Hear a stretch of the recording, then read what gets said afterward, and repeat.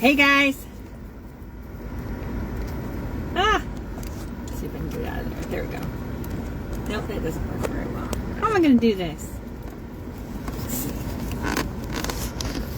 Oh, I just got my phone down. There. Okay. Quick PSA. Just a really quick PSA. Go get your seeds. Okay? Go get your seeds. Lowe's has seeds. Big box store Lowe's has seeds. Go get seeds. Go get seeds. So they have perennials, $2.19. This was delphinium, and I can winter sow these in the milk jugs.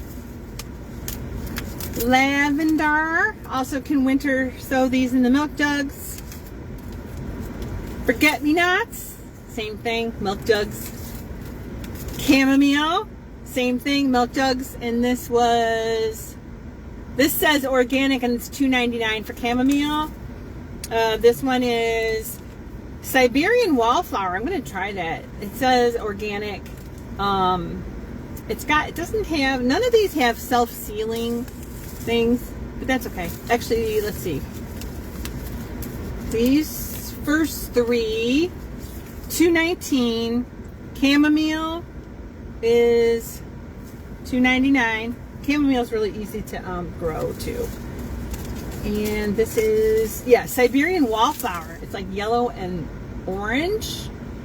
And this one was, I think that was $2.99. But it's got like a waterproof foil packet thing. That's probably why it's a little bit more. So there's those. Oh, and this one is a wildflower perennial mix. And there's a lot in there. So this whole bottom part is full of them. It looks like there's poppies and daisies and bachelor buttons, calendula, something else. It tells you, like, on the back it says illustration is a guide only to the contents, and then it lists out the contents. It looks like there's some Euro, Dianthus, Liatris, different things like that is what it says. And with the wildflower mix, what'll happen is like multiples will grow, and then some will grow better than others and like shade out the other ones that aren't growing as well. And this is Fairy Morris.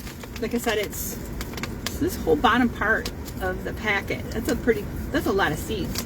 And it says 13 grams. I have no idea how many that is. And that was for $5. That's what I snagged for myself. And then for today's winter sewing class, these are all Fairy Morris. There's perennials and there's annuals. I got a whole variety. Go get your seeds. Lowe's had them. Lowe's had them. I don't know if, let's see if I can wipe that camera off. That might be a little better. So Lowe's had them. Lowe's has seeds. Go get them while you can. More forget-me-not. Canterbury bells, perennial. Salvia, perennial. Icelandic poppies. If it says Iceland on it, if it says Siberia, if it says Russian, like Russian sage, anything that's cold like that, if it says native or prairie, or wildflower, these all can be winter sown. Delphinium, and they're not going to grow until it's time, but it is a perennial. You could winter sow them. Aster, this says annual, so I might try a winter sow, because what they say is that nature will just make them germinate when it's time, maybe. What else? Oh, bachelor button. Bachelor button, guys, there's a warning for you here, and a warning and a good thing. If you start growing bachelor buttons, you're going to continue to have bachelor buttons. They grow really tall. This says 16 inches. My bachelor buttons grew really, really tall. I think they're also known as coneflowers. Now this is bushy dwarf plants with showy double blooms and a colorful mix of white, pink, blue, and carmine. Perky blooms on compact plants. This might be good, because what I grew last year and the year before, I grew a purple version, like a magenta right here. And I've also grown this dark purple version. They were really, really tall. These are not. This is polka dot mixed colors. But you can winter sow these as well, or you can scatter sow these when it's warm a little bit, and they will just come up, and then they will keep reseeding because they tend to like to grow. So you will have volunteer plants the next year, and you can move them and transplant them, and then you'll have volunteer plants again the next year, but you can move them again. And they're really nice supporting cast to like a large dahlia or around a large sunflower, like one big one with a little bit of these, a couple of these, and a bunch of filler. Makes nice bouquets. Lavender, I got some for myself. I'm going to try them too, but this is also for my class today. All of these are for the class that I'm mentioning now. Larkspur, it says annual. I'm going to try and grow it in the winter sowing method anyway. Hollyhock, it says perennial. Let's see, more flowers. Balloon flower. Oops, where'd it go? Here it is. Balloon flower. This one says it blooms the first year if started indoors. So I'm going to offer this up as a winter sowing option. Bellflower. This one says they bloom profusely from early summer to late fall or the first hard frost and drought tolerant. And I'm going to try this. It says perennial, but it also says transplant to garden after frost. Hard enough before transplanting. But I'm going to try this as a winter sowing option. Chamomile for them. Says it's a perennial, painted daisy. And I forgot what I was going to tell you about this one. This says perennial. But anyway, as a winter sowing option for sure in the milk jugs, yes. I don't know what this is yarrow. They call it the main scientific term Achillea. I don't know how to say that. But this is yarrow, and it's got a multi-variety of, there's a whole bunch of variety there. And this one says flowers first year from seed too. So what I have heard is that perennials, when you winter sow them, that many perennials don't flower the first year. That first year they need to get their leaves and their roots formed first, and then they will flower. I've got some garlic chives and some different kinds of spinaches, and what else do I have? Some regular garden chives. And chives, once you start growing these, you'll have chives forever. You don't need a lot of chives. And in fact, like even if you get a transplant from a friend or a neighbor, chives are going to grow forever. They're easy to divide. They're easy to grow in the cool weather. This is a cool weather plant. Once the summer heat comes out and these flowers will fade off, you can eat the flowers. You can eat the stems. You can dehydrate both of them and use them. But chives, when these are one of those other plants that once you have them, you'll always have them if you want them. I got some garden sage. Sage is another plant that likes to grow. If you can grow one plant of sage, you'll have many plants because you can just divide them up and continue to grow them. And they will take up a lot of space. I don't think they they don't say it on the back of the package how much space they'll take. It says 2 to 3 foot plant. Yeah, I would say that. It takes a lot of space up. So get your seeds. Lowe's has them right now, a big box store. They have a whole lot of them. I'm going to try catnip too. I have cats. This says it goes 24 to 36 feet. Or feet. No, 24 to 36 inches. So I'll try these. I might try them as a winter sowing. Or I might put them in a different kind of container. See what happens. I could even try them in the greenhouse when it warms up. See how that does. And artichoke. Artichoke will be an option in the winter sowing class. And then last but not least is another plant that loves the cool and can't stand the warm weather.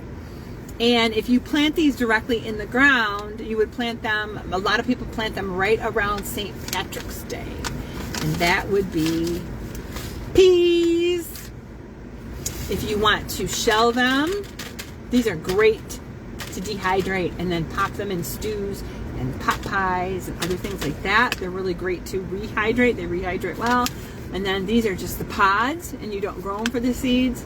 Although you can. That's the other part. Is either one of these you could grow and let the seed form and let them dry and save them for the next year to grow. Use them again for planting.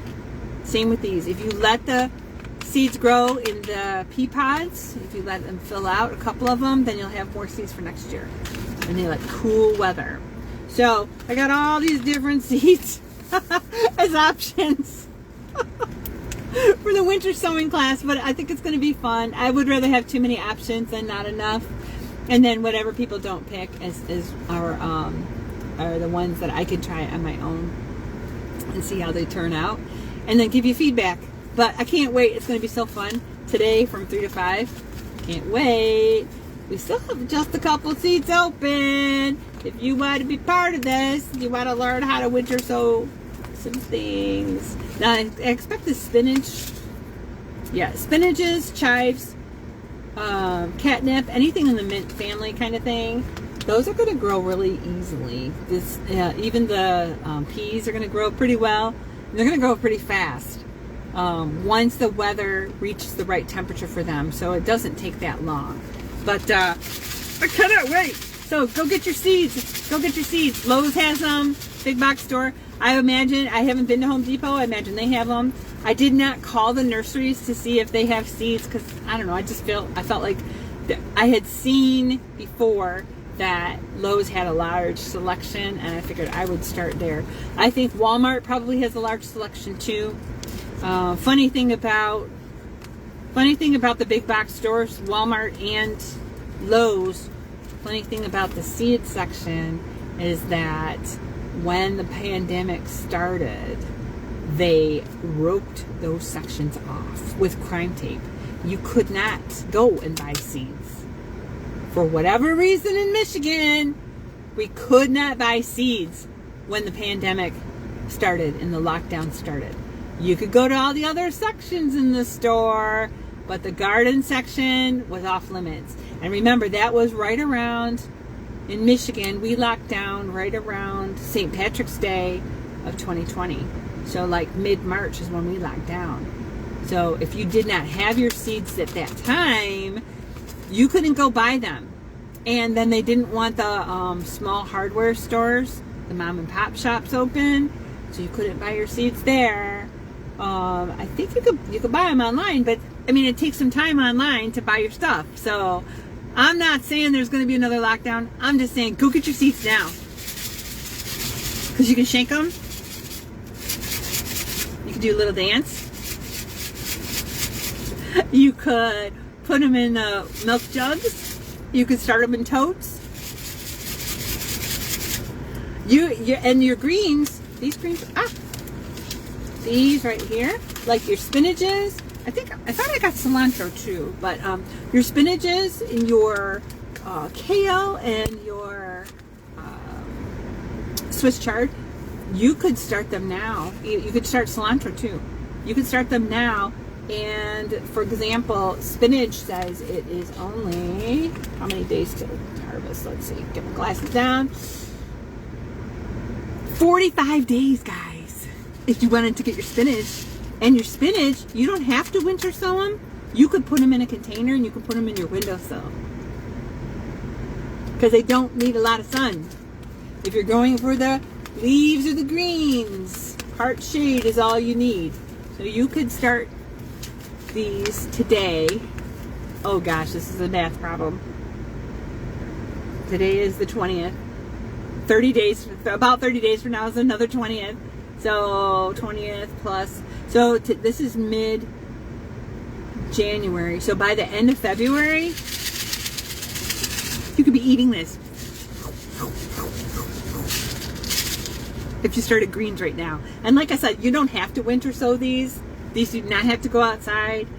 You could grow these inside in some standard potting soil. It doesn't have to be fancy. And you could, once they are mature, well actually as they're growing, you could start harvesting the outside edges of them. Same with lettuces. You could start harvesting the edges of the lettuces indoor, and you could be adding that to your sandwiches and your burgers and your tacos and all that good stuff.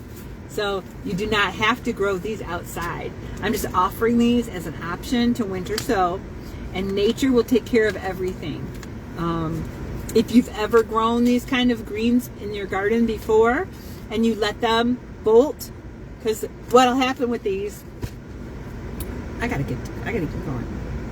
But anyway, I gotta tell you this. So, got some glasses. No, not that way. Okay.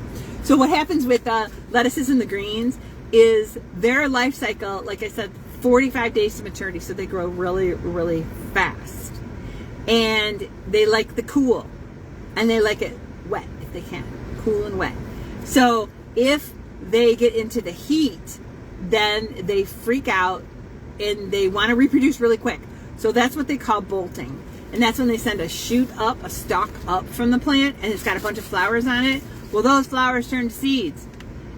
And then the seeds, the plant says, oh my gosh, we're going to die. We need more of us. We need to reproduce. And so they will shoot their seeds all in the garden, and you'll see all these little volunteer plants popping up all over the garden where you didn't plant them, if you let them bolt and if you let them go to seed. If you want to capture the seed, you can do that and let it dry out, and then you've got seeds for next year too. So these are seeds that, like, you can buy them once or twice and get the plants going, and then you can get your own seeds over and over and over again. So these are, yeah, these 2 packs, each one is $2.19.